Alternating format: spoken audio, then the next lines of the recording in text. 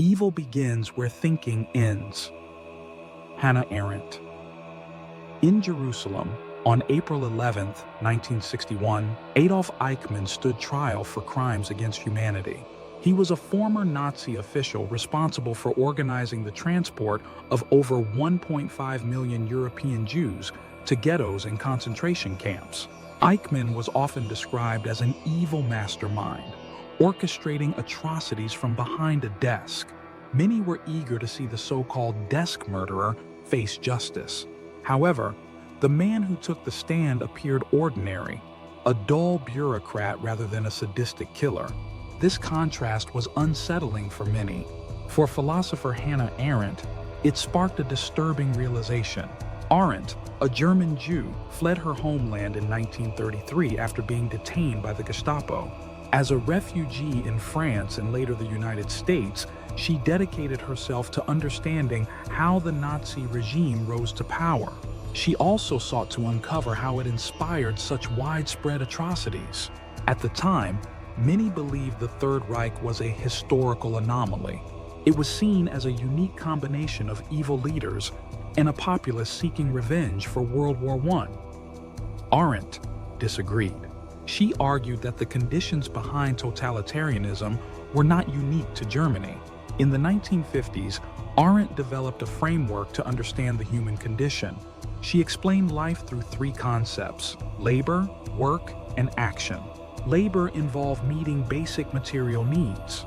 Work focused on building physical and cultural structures. Action, which she saw as the most important, allowed individuals to express values and shape society. Arendt believed modern societies had become dominated by labor. People were valued mainly for their economic contributions. This focus disconnected them from others and from their sense of identity. In her book, The Origins of Totalitarianism, 1951, Arendt argued that these conditions enabled totalitarian regimes. Fear and violence further isolated individuals. In such environments, independent thinking became dangerous. Participating in the regime often became the only way to regain a sense of belonging. Arendt believed this atmosphere explained Eichmann's actions. Many expected her to see him as purely evil. While she condemned his crimes, she described him as disturbingly ordinary. Eichmann followed orders with unwavering diligence, which he considered a virtue. For Arendt, this ordinariness was what made him so terrifying. She called this phenomenon the banality of evil. Evil, she argued, often stemmed not from malice, but from a failure to think critically. Without self-reflection, people can blindly accept their roles, even when those roles cause harm. Arendt believed critical thinking was essential. Reflection and questioning were the only ways to confront moral challenges. In oppressive regimes, this kind of thinking became an act of resistance. She held Eichmann accountable, not because he was a monster, but because he failed to reflect on his actions. This idea was central to her work. She argued that thinking was humanity's best defense against the dangers of modernity, particularly the rise of oppressive systems.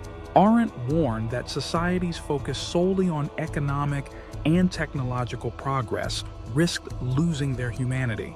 To preserve freedom, she emphasized the need for spaces where people could engage in open dialogue and collective decision-making. These spaces, she believed, were vital for combating isolation and fostering a sense of shared purpose.